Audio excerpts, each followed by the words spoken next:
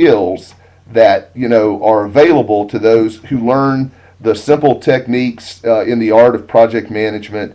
And we're going to continue to work through some of this. Here are the not to get things done. Please note it says how note to get things done. These are notes to take if you're taking notes at home. These are the 5 deadly sins of poor project managers. When things turn out like they did in the previous slide, here's how to absolutely kill morale in your institution and the desire to work on projects together. Seek first to blame. Anybody have any blamers around them? Don't name names, just raise your hand. Anybody have blamers that they work with who just immediately seek to say? Anybody want to raise your hand and say, yeah, I've even done some blaming. Thank you, Brenda. There's one honest person in the workshop. There's 2 honest people. Thank you, Nan. Thank you so much. These are folks who are always trying to look to put this off on somebody else. The second deadly sin is thinking that you're busy, so you must be valuable to everyone around you. Project managers are not necessarily more busy, they're just more organized and they're better managers. Anybody know here this one? We can just do that. And no matter what it takes and no matter what we have to do, and we always lie to ourselves. This is part of getting out of the liars club, is becoming a good project manager. That will take just a minute, and thinking that you can just handle any project that comes your way because all projects are the same. These are the 5 deadly sins of project management that will kill just about anything that you put your hand to do. But here are the 5 heavenly atonements. Seek first to collaborate. And good project managers realize that when they're busy fulfilling the mission of their institutions. This is one of the keys, is to know, how is my project connected to the mission of my institution? And good project managers learn to repeat this. If you can hear me, just type in, we can do that for a price. Learn to say this, we can do that for a price. Just type it in right now if you can. Keep everybody engaged. Just type it in. We can do that for a price. If you can hear me say this. Good project managers know that every change that comes along in a project, thank you so much. Look at all this. We can do that for a price. One of the great things about being a project manager is you learn your role, you know your lines, and when somebody comes in with a great idea or wants to change a project, look at that. We can that a good project manager knows that any change or any time we leave the course of the plan, that it's going to cost us something. It may cost us money. It may cost us manpower or woman power. It may cost us morale. But anytime we do that, anytime we make a change, we can do it, but we have to do it for a price. That will take some planning, okay? Again, write it down there. Put it in the chat box. We're recording all this so people can come back. You can come back and look at that. Just learn to say it. That will take some planning. We can do this, but that will take some planning. And always remember that all projects, and one of the cool things, oh, looky there, Susan has put an exclamation point. Thank you, Susan.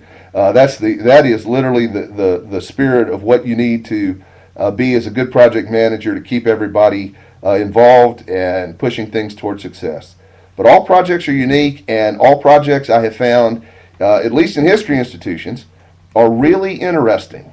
So everybody type it in. Yes, we can, but good project managers know this. Yes, we can do that, but it will take some planning.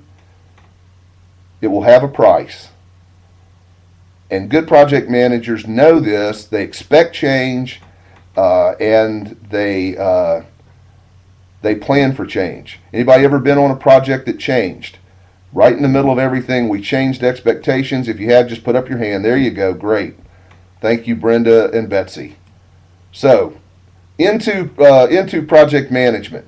The first thing that you need to know as a good project manager, and these are just basics of project management, but you have to learn to apply them to the specifics and expectations of history institutions, is you need to know what a project is. You need to know what project management is, and you need to know what project management is not. Project management is simply a set of learned formal skills and processes which, when artistically and consistently applied, to projects will improve project results. Notice here there's no miracle cure. There's no, it will also help you get the desired results. So anyway, real quick, the secret decoder ring, okay? This is what a project is not. A project is not a task. Everybody, if you can, think of a task, a unit of work that has a beginning and an end. Anybody think of a task real quick that you can type into the box down there? Something that you do maybe every day.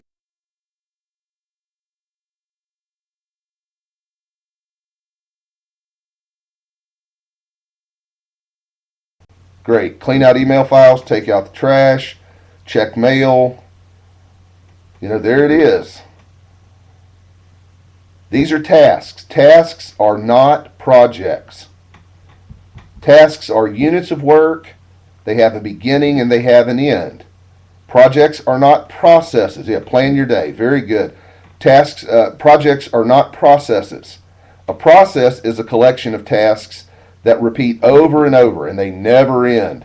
Anybody can think of a process real quick, something that you do at your work, and that it just never seems to end. You have to do it over and over and over again.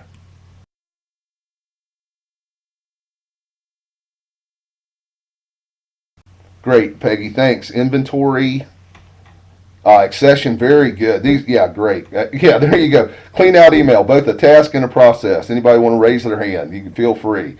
Keeping your volunteers happy. This is excellent. Y'all are great.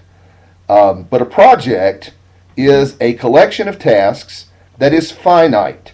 It has a beginning and an end.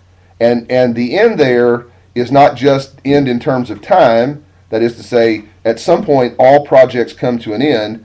But projects are also purposeful. They have a specific purpose.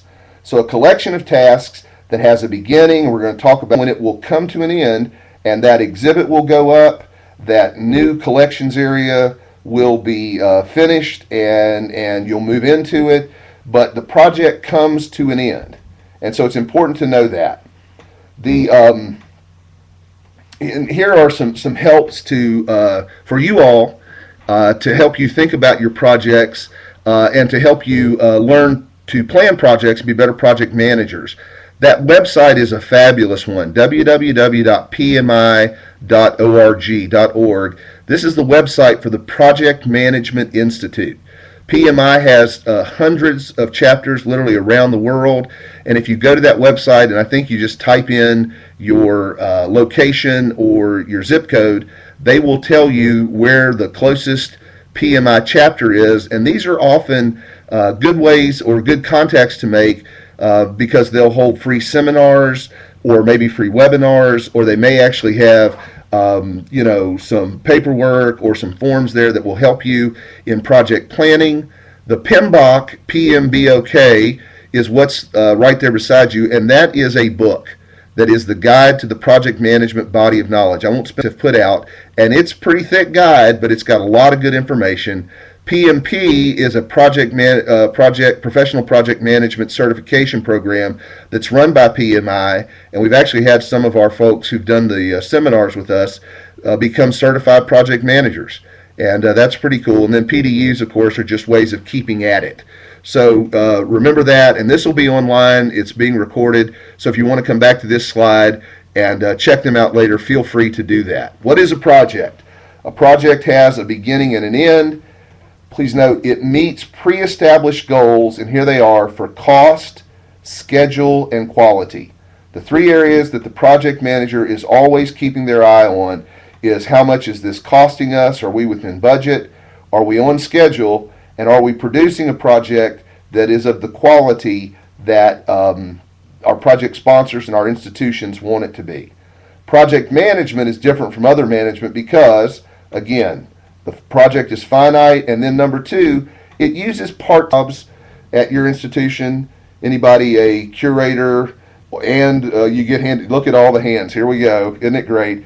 And so in these days, what we have to understand is it's not just us, but when we become the project manager, we're working with people on our project team who oftentimes are doing this as a part of their job as well. And so, oh, looky there, yes, thank you, Erica. There it is, you know. And so if you've got multiple hats, project management is for you because it's going to help you focus on this as a finite thing. This is not something that's meant to consume your life, but it's meant to become a normal part of your job. And it also will help you, in my opinion, what I found is that it helps you sort of feel better about the production end of your job and the things that you're involved in. So those are what projects are. Very important to know as simple task is this a process. And what we're going to learn about in this seminar and in this webinar today is, you know, what are some of the things that I can do to help me be a better project manager. We're going to do some giveaways today. Everybody say yay. Just type yay or raise your hand. And we're going to give right now $50 off the online course. If you're, yay, there we go. We're going to do this one. We've got another giveaway like this, and we're going to give away a book on project management today. Bethany, who's our $50 off the online course winner? Our $50 online course winner is Maureen Johansson. Great, Maureen. Great, great, great. Congratulations. Everybody congratulate Maureen. Isn't that great? These giveaways will allow you to attend at a reduced cost of the online course, and hope to see all of you in that if you can be in one of our online courses next year. Back to what is a project. Yay, Maureen, great. What is a project? There it is, project management again. So what are these skills? But it's the skill of knowing your role as the project manager. The project manager plans, organizes, and manages the project. You are not the owner of the project. Anybody ever worked for a project manager who thought they were the owner of the project? Raise your hand if you've ever had to deal with this person. Yeah, there we go. I see those hands. But the project manager is the steward of the project. You're the person who's guiding the project to a successful conclusion. Yeah, and don't name names again, but know this and know your role. Your role is to plan, organize, manage, keep your eye on cost, schedule, and quality. And repeat, repeat, repeat. The best teacher is repetition. You are the planner, the organizer, the manager, whose job is to keep their attention on cost, on quality, and on schedule. The project team members are the people who perform project activities and produce project deliverables. We'll talk about sort of managing those folks, organizing them for success, and helping them understand the plan of the project. There are 4 steps to great projects. Define the project. You establish the project scope. That is to say, you set out in a charter document what the project is going to do by setting the initial objectives, by listing any risks and constraints, by documenting the assumptions, writing them down. What is it that they're really asking me to do? You know, they say they want this and they do want that. You know, they want a new exhibit, they want a new collections care policy, but there are some assumptions involved in that. Everything from what will this provide to my institution to who will this include, sometimes who will it not include. We all know that. The project manager in defining the project will evaluate alternatives, choose a course of action, establish schedules, and creating budgets and making sure that we're getting things done, assign the right resources. And then managing the project is controlling work in progress, making sure that you're getting good feedback from everybody involved, negotiating for resources and resolving differences, and then finally ending the project. Review the project. We'll get there, guys. If you have questions as we move along, by the way, feel free to type them in the chat box. I'll try to answer them as we go along. So if you have questions about things, please let me know. Creating business and project objectives. Here we go. The project charter checklist. These are the things that need to be in your document when you begin. Make sure that you're typing everything up. Make sure that you get your boss to sign off on it, your supervisor or your board chair or your CEO or whoever that is. And here's what should be in that project charter at the very beginning. You should have your business and project objectives. The scope of the project is how big this is, how long it's going to last, what it's going to produce. Whatever your risks or constraints are, plan your communications and establish a change management plan. So, guys, what projects are you all working on right now before we jump into more of this? Anybody have a project that you're currently working on that we can talk about for the rest of today? Anybody got a new exhibit they're planning? Anybody building a building? I see some folks typing it. New permanent exhibit, Maureen in Moorhead. Other folks are typing in. Oh, wow. Boy, Baltimore notations. Yeah, we'll talk about government regulations here in just a minute. Very cool. Melissa, all of those. Okay, great. Moving to a new facility. That can be really, really a lot of work. Ooh, virtual classroom. A lot of this technology stuff. Yeah, there you go. Which one? 3/4 type person, 2 projects, and they want at Peggy. We will pray for you. And then Susan adds that permanent exhibit. And, oh, great. And moving to new digs. Excellent. If you want to come to that workshop in Denver, that's new digs. And if you go online, you can see great pictures of what they're doing. Fabulous, Betsy, an online textbook. Wow, these are great projects. Great, great stuff. As we develop our project objectives, look here at Arrakis. This is Arrakis. Arrakis is the Greek goddess of success. I'm trying to use there's my highlighter. Everybody see Arrakis here. Arrakis simply stands for the goals or the objectives of just about every project in one form or fashion. We want to increase revenue, even if revenue simply means more visitors, if it means greater space, but whatever that institutional revenue is, that's what we're trying to accomplish. If we want to avoid costs and we want to improve service, this is what Arrakis stands for. We also have to react to government regulations and react to competitive, and again, in one form or fashion in almost every project that you do. And this is some pretty cool stuff. The NAGPRA thing, if anybody's ever dealt with the Native American Grave Repatriation Act, that these days, history institutions especially, have to pay careful attention to regulations. And sometimes those regulations have to do with the ways we build our buildings and the ways we create space in our institutions. And project managers are always aware of this. And those should be in your objectives, in your project charter, at the beginning, documented so that you and everybody else knows, your institution knows, whoever your project initiator or funder is, because sometimes our funders have expectations, and it's not easy to, or sometimes even impossible, to put those together with the regulations, federal, state, and local, and sometimes even from institutional regulations.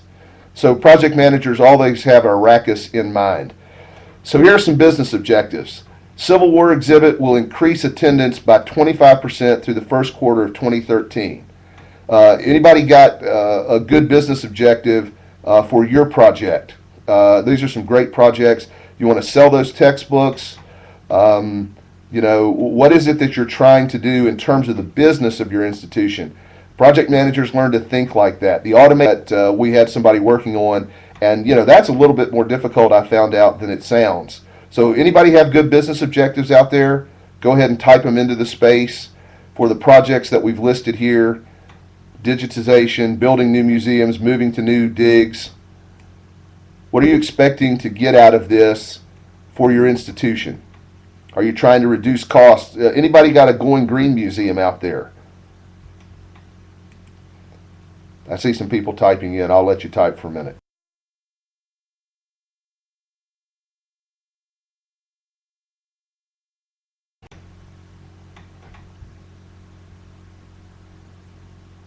Oh, good. So you want to do off-site exhibits? Is that like displaying them in schools or other local institutions?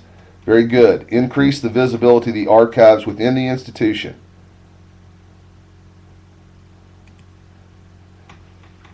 And here's how you develop your project objective. Which tourism is developing across the country brings people and dollars and morale and good feelings to places around America. That's a big deal right now, Peggy. Thanks for saying that. How do you know when your project will be a success? So when you're done, ask yourself, what will be delivered? When do I have to have it done? What's my budget? And then how will I know that this has reached the quality? Are we trying to reach a certain number of visitors?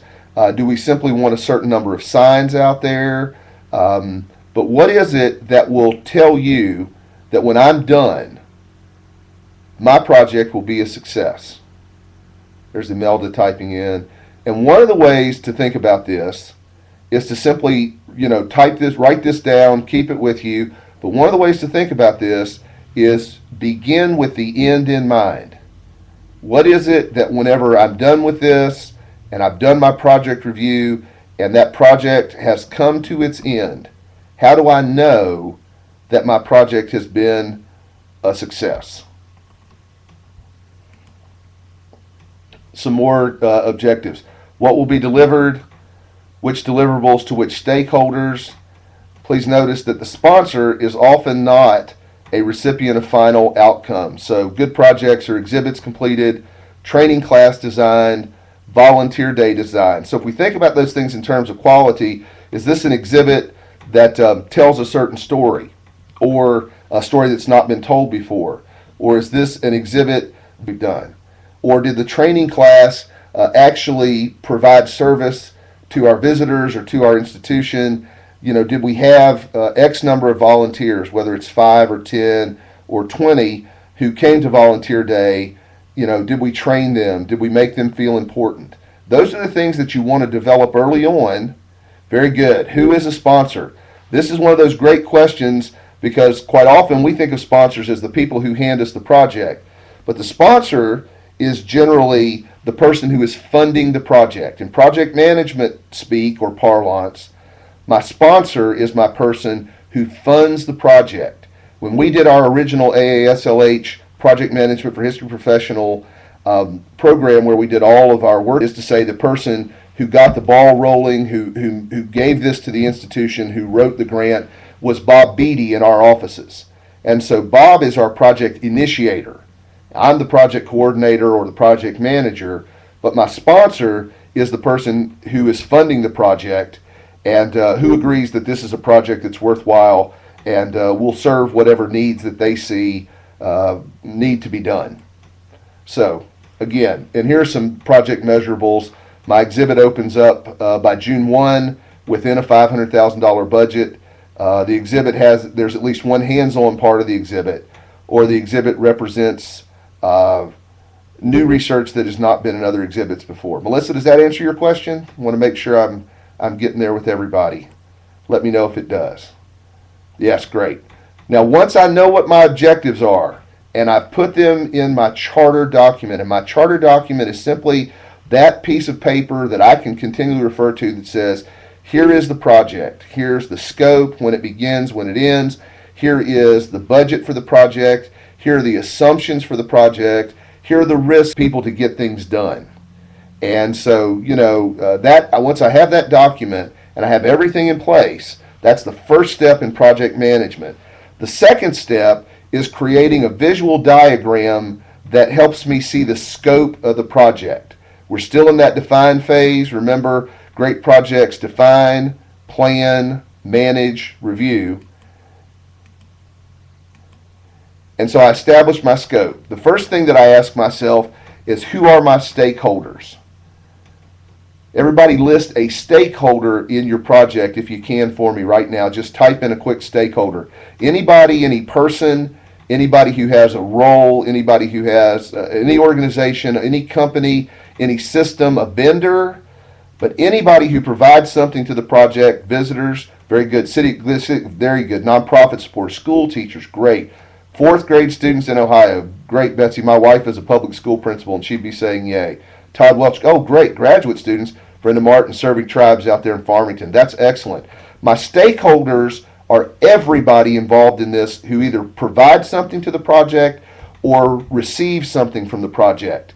And what I need to do, and this is what we cover in the workshops, or the webinars online, but what I have to do is I have to list them. Here are my stakeholders. My project sponsor, that's my funder. My project initiator might be my super. You may be initiator and project manager. but your stakeholders can be your subject matter experts. If you're doing a new history exhibit and you want to make sure you've got the latest information, you want your subject matter experts involved, whoever uses the deliverables, so visitors to an exhibit, any compliance work that I have to do, like with NAGPRA, you'll have to report.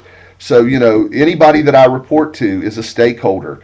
Your IT people within your organization who would support any of this, your development people, and if you're using a website, it's kind of odd for us to think this way, but this is the way project managers think, and this is the way history institutions are going. One of the stakeholders in this is your website. And so, how is my website going to support my project, and what is its role in this?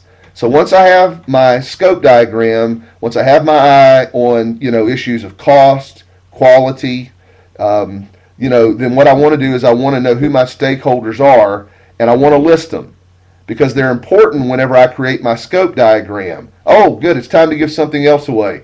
We've got the latest book on project management from Lou Russell. Lou's name you'll see down there at the bottom of the slides, Russell Martin Associates.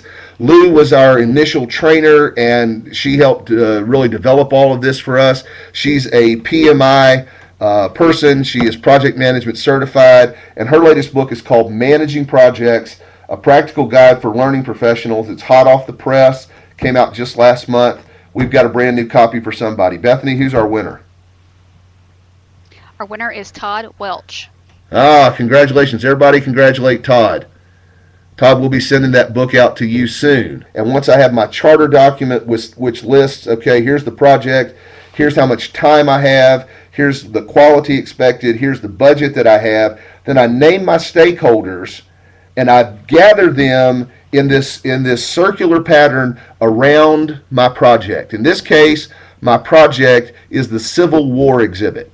So my project is a Civil War exhibit. Now, who's involved?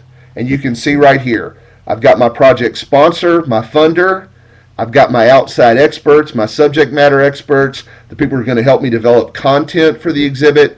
Notice my visitors. My visitors are stakeholders, and they're key stakeholders. What are their interests? What do they hope to learn? And sometimes when we do projects, we often forget to sort of manage our visitors, but managing visitors, checking out what do they want to see, what are they interested in, are they interested in hands-on stuff, do they like to see good visuals, are they interested in videos and things like that. Gauging that interest early, doing visitor surveys can really help in creating a successful exhibit. My construction staff is there, the people who are going to build this and put it in for me, and then my designers. And then you see those lines, if you can see those lines with the arrows, the lines coming out of the project, and the project is me and my project team members, the lines coming out of the projects with arrows pointing to my stakeholders. So my visitors here are learning. Everybody see that?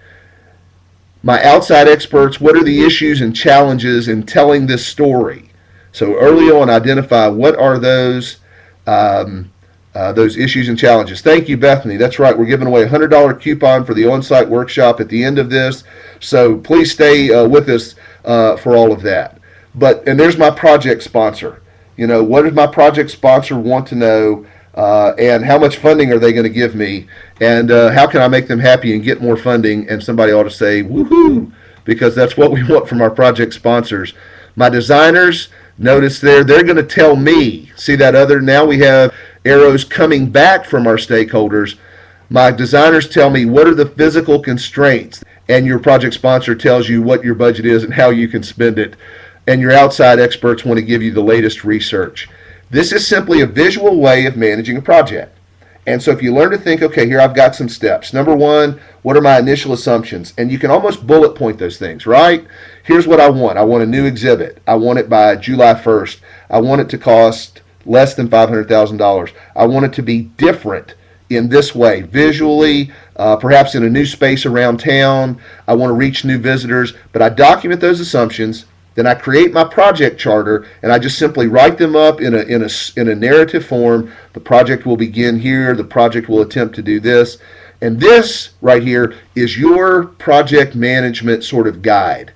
And you want to have this in front of you all the time so you can say, we're working on the Civil War exhibit, and here's who we're trying to reach, and here's what we're trying to do. A good scope diagram will jumpstart your stakeholders' expectations. It will help you then begin the process of planning and managing by giving you the task list. Okay, I need from the designers the physical constraints by this date. I need to do my visitor surveys by this date. I need to amass the data from my visitor surveys from this date. And you put that all on your task lists.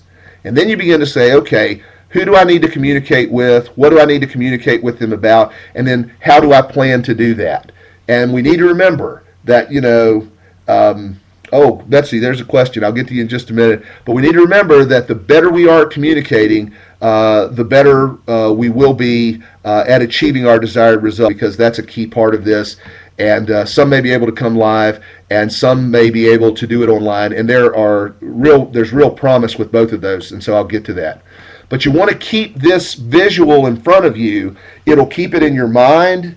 It's easier than a checklist, and it helps you see the big picture of how to manage this project. And then finally, you want to use it to create your change management or governance plan. That is to say, if all of a sudden my project sponsor changes, or if one of my stakeholders is somebody who I know that is going out on maternity leave for the next 6 months. So how long am I going to have them? What will they do for me? And this will just help you keep all that in front of you. Risk and constraints. A constraint is a challenge that will happen. So know what your constraints are. Everybody type in a constraint for me on a project you're working for. Do you have a fixed budget? Do you have a date that you have to be done? And constraints are there, and we simply have to accept our constraints, and we have to work with them. That is to say, in these days of limited resources, in these days of reduced funding, I was with somebody today who is a part of a federal program that funds Civil War projects, and their funding is drying up, and the Civil War sesquicentennial is coming to an end. And when those things are done, they're done, and you have to accept that. But risks are not something that will happen. Risks are something that might happen that could negatively impact the business of managing your project. If you've got a risk, anybody, type it in for me real quick. And there's a couple there, examples. Museum director changes or donations fail.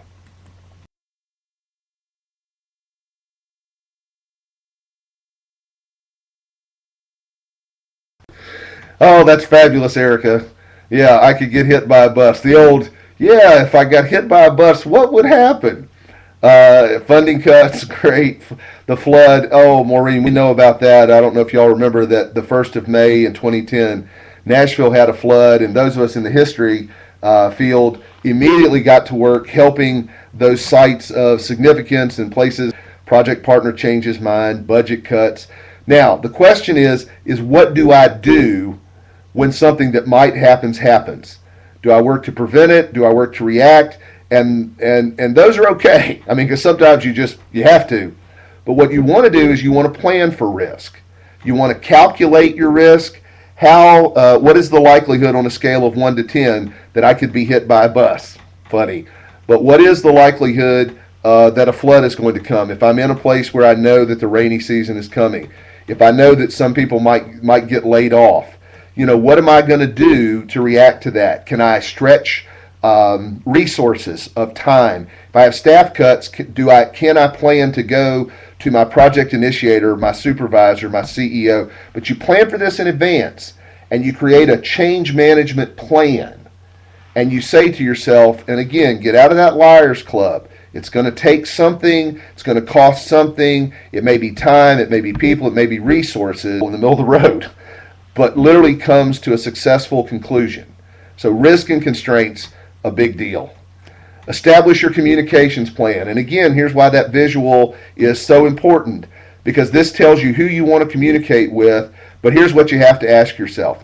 Who will you communicate with? What do they want to know? What communication format and frequency is best for each of you? Anybody have a project sponsor or initiator that does not want the long meetings? Just raise your hand over in the box. But they just want you to stop in at their door and say, hey, we're doing good. Anybody? Yeah, there we go. And then some people want you to sit down with them once a month and just work through the whole thing, and you have to redo the narrative, but you know that that's an hour well spent because you're going to continue to get funding. So figure that out and manage that well. And that's part of this whole process. Now remember, and I'll talk more about this here in just a minute when we talk about the on-site stuff and the online stuff. But what we do in this program is you bring a project like the ones we're talking about here today with you. And we'll sit down and we will work through your project. We will help each other develop a communications plan. What's the best way to communicate? We'll brainstorm and we'll offer each other the collective knowledge that we have. And this is one of the great parts of this program that I have really been impressed with, is the synergy across the history field in America is just fabulous.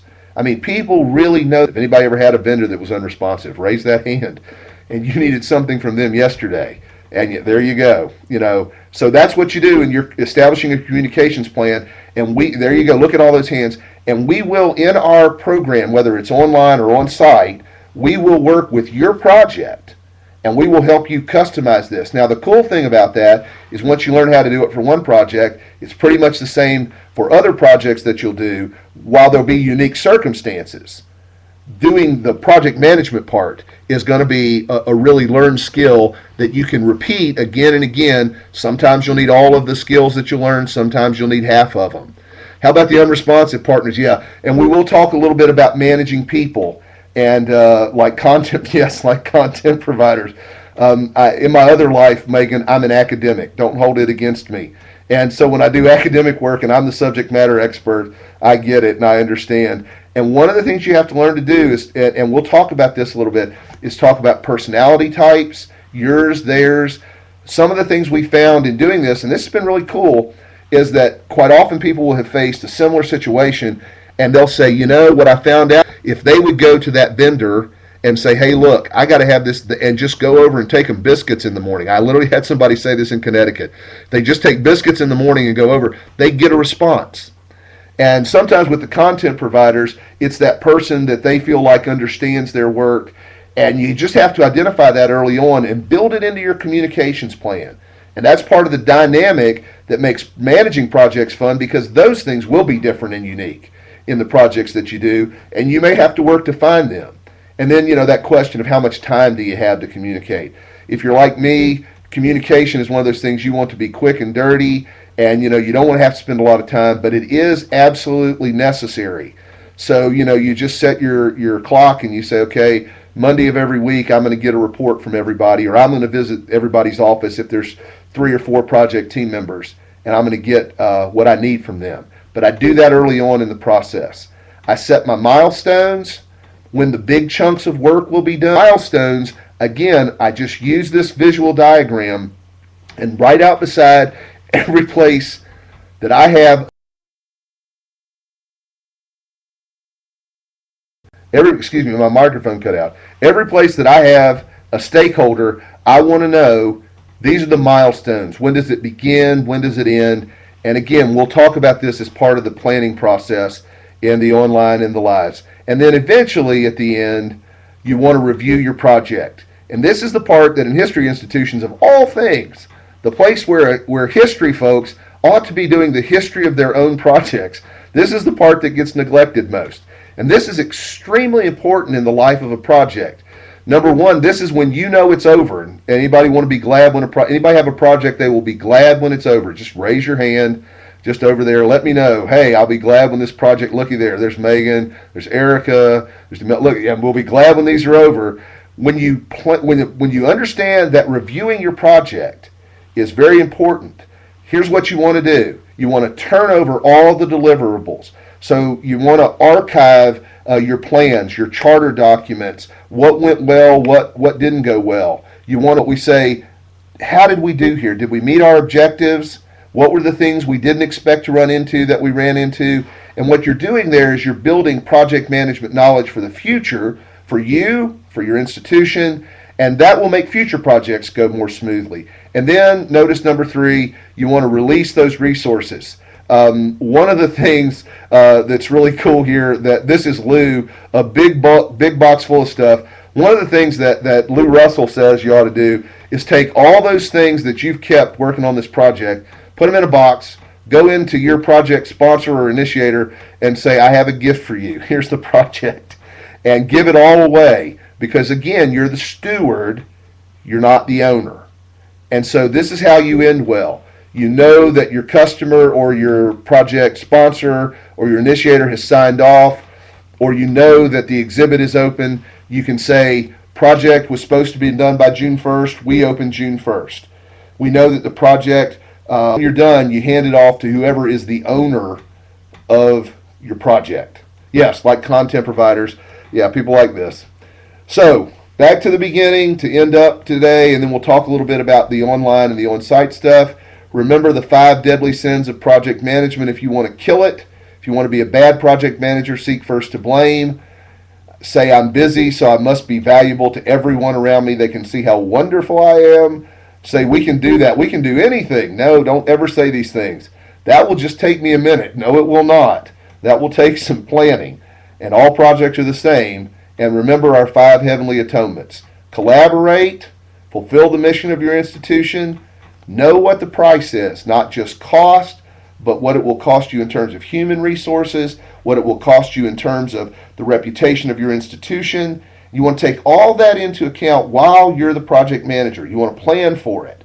And you want to say to folks, yeah, we can make a change, but it's going to cost us this. And then you want to review those options. Does that make it worth it? And sometimes that'll save you a lot of time and headache. And then good planning. It'll take some planning, and all projects are unique. Now, yes we can, but. Has this been helpful to everybody? If it's been helpful, raise your hand or say yay. Let me know you're still ready to give away $100 off the on-site course, or when we do them in the online workshops, webinars we'll talk about here in a minute. We're going to do this really intense, really in-depth, work all the way through that DARE to properly manage resources, define, plan, manage, review. We're going to do it intense. We're going to do it with the project you're working on. We're going to help you build those skills that will make your project successful, your institutions happy, and make you a better project manager. So, Bethany, who's our winner of the $100 off on-site course?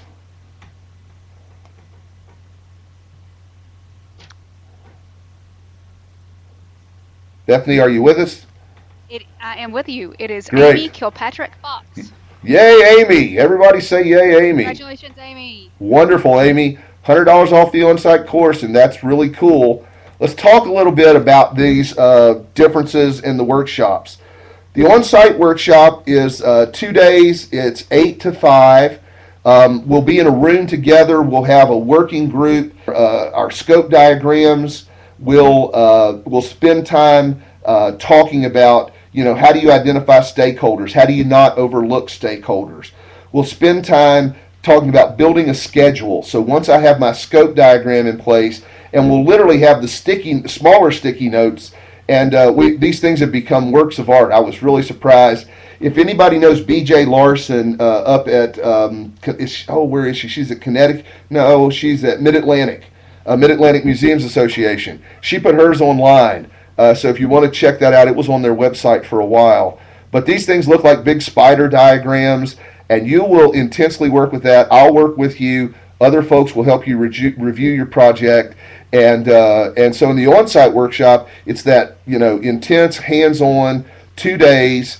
Our workshop host will help us identify a workshop hotel that's affordable and nearby, and we'll take care of those kind of details. But it literally is a dynamic, quick, intense 2 days where we get all the stuff of your project out there. If we have to write charter documents, we'll do that. What museum was that? That was the Mid-Atlantic Museums Association. I think it's MAAM, and it may be MAAM.org or MA-AM.org. But look up Mid-Atlantic Museums Association or Association Museums. Thank you. Online workshops are going to be a completely different experience, but we're going to use the same material. In both the on-site workshop and the online workshop, you'll have a workbook that you'll be able to keep and refer to. It'll have these slides and a bunch of other slides. I think right now it's at about 120 slides. to help you work through. So, there's that stakeholder diagram so you can write in the names of your stakeholders. But the online workshop is a self-paced workshop. They're 6 weeks long, because if you give everybody longer than 6 weeks, then we know that we'll just keep doing this, and we have to put, again, it's a project, so it has a beginning and an end. And the online workshops allow you to work through 12 modules where we break down how to write a charter, a project charter, how to create a scope document, how to manage difficult people. There is actually one on that. How to create milestones. And so in those individual modules, and there are 12 of them, you'll just work through this process, again, using a project that you're doing. We'll have an online webinar for an hour or 90 minutes at the beginning. So for April 8th through May 24th, on April the 8th, we're going to have an online webinar. I'll introduce you to the stuff that you've got, to the platform, how to use it. I'll go through the material like I've done today, and then you're free to work at that on your own pace. So if you want to work quickly, if you want to work slowly, if there's something that's going to take a while, if you need to sit down with your project sponsor, but you can do that at your own pace. And then at the midpoint, so 3 weeks into it, so about April 29th, maybe May 1st, then we'll have another webinar, and everybody will come back and say, okay, how you doing? And we'll take questions, and you can email me questions during this. We'll have a chat, a place for people to come if they have questions about what's going on. But then we'll have another web, and how can we help you? And I think I've talked Lou Russell into helping us out with that as well, so she may be online with us, and Lou is one of the most dynamic trainers I've ever known. And then at the end of the workshop, so on May 24th, we'll have a wrap-up session. And again, we'll do 90 minutes. We'll review our projects. We'll have a party. We'll say, have you put everything, have you planned to put everything in a box, or have you brought your project to an end? But we'll have that party at the end, and we'll say, okay, here's all we've done. And again, take any questions and try to assist you and be of help to you. The other great thing that we're doing as a part of this, and I know we've got about a couple minutes left, but another thing we're doing as a part of this that I think will be real helpful is everybody who gets into this, we're going to create an online center where you can go and log in. So whether you've been at the on-site workshop or whether you're in the online workshop, and then we'll have an ongoing discussion about project management, about the STEPS program, about the visitors count programs, but we'll have a place where we can come and discuss, and we'll have occasional folks visiting in there to help out with all that. So did that help answer questions? I'm trying to remember who asked me. I'm looking up here real quick to talk about those. Betsy, does that help, Betsy?